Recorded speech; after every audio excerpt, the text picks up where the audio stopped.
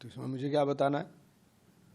धर्म तो व्यक्तिगत आस्था का विषय है और हर आदमी का अपने धर्म को मानने की आज़ादी है। संविधान ने ये अधिकार दिया है कि हम अपने धर्म का पालन करें, अपने धर्म को आज़ादी के साथ मानने का काम करें। समाजवादी पार्टी ने उत्तर प्रदेश के मुख्य निर्वाचन अधिकारी को एसआईआर प्रक्रिया के संबंध में एक पत्र लिखा है। उन्होंने अपने पत्र के माध्यम से समाजवादी पार्टी ने उत्तर प्रदेश में चल रही एसआईआर प्रक्रिया के लिए 3 महीने का विस्तार देने की मांग की है। मैंने भी कल एक लेटर इलेक्शन कमीशन को लिखा है, आज उसे भेज रहा हूँ। तो एसआईआर के अंदर बहुत सारी त्रुटियां अभी तो जो एसआईआर कर रहे हैं उनको ही नहीं पता है कि क्या है एसआईआर के अंदर।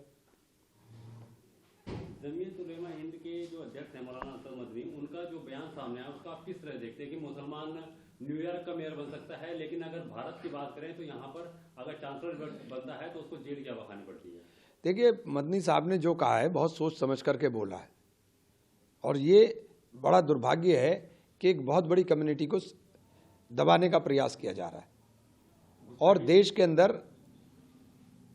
तरक्की के रास्ते तभी खुलते हैं जब सब लोग देश के अंदर उसके अंदर भागीदारी करें। मुख्यमंत्री योगी आदित्यनाथ ने घुसपैठियों को लेकर एक बड़ा आदेश जारी किया है और जिला अधिकारियों को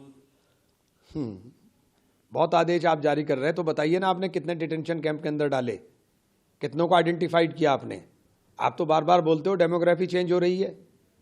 सीमाएं आपके हाथ में अगर सुरक्षित नहीं है तो इस्तीफा दीजिए। और अगर इतने भारी संख्या में घुसपैठी हैं तो उनको चिन्हित करके बताइए कहाँ है वो घुसपैठी है। झूठा नैरेटिव पूरे देश के अंदर फैलाने का प्रयास करते हैं, झूठी बातें फैलाते हैं, झूठ के अलावा कुछ भी नहीं है।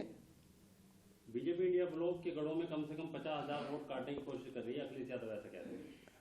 देखिए, एसआईआर के माध्यम से जो कुछ इन्होंने बिहार में किया है, तो बिहार वाली प्रक्रिया अगर है तो फिर तो लोकतंत्र के कोई मायने नहीं बचेंगे ना। फिर लोकतंत्र किस बात का रह गया? फिर हम काहे को ढोल पीट रहे हैं कि हम दुनिया के सबसे बड़ा लोकतंत्र हैं। और अब पारदर्शी अगर चुनाव आयोग नहीं होगा और चुनाव आयोग के अंदर निष्पक्षता नहीं बचेगी तो फिर तो ये इसके कोई मायने ही नहीं रह गए ना। बाबरी मस्जिद को लेकर एक बार फिर से बहस छिड़ गई है तेलंगाना में। आपने सुना होगा जो बयान जो टीएमसी के जो विधायक हैं वेस्ट बंगाल में, मैं उससे सहमत नहीं हूं। मैंने कल भी कहा था, मैं उससे सहमत नहीं हूं। मस्जिद इबादत के लिए, मस्जिद सियासत के लिए नहीं है। और मस्जिद का इस्तेमाल इबादत के लिए करें, सियासत के लिए ना करें। आपको मस्जिद बनानी है बनाइए, लेकिन मस्जिद की तारीख और नाम तय करने का काम जो आप कर रहे हैं वो नफरत को बढ़ावा दे रहा है। और वही नफरत के खिलाफ जब हम लोग बोलते हैं कि दूसरे लोग नफरत फैला रहे हैं तो फिर आप भी तो नफरत फैला रहे हो। तो हमारा पहला काम है, हम सबसे पहले आपके खिलाफ बोलने का काम करेंगे।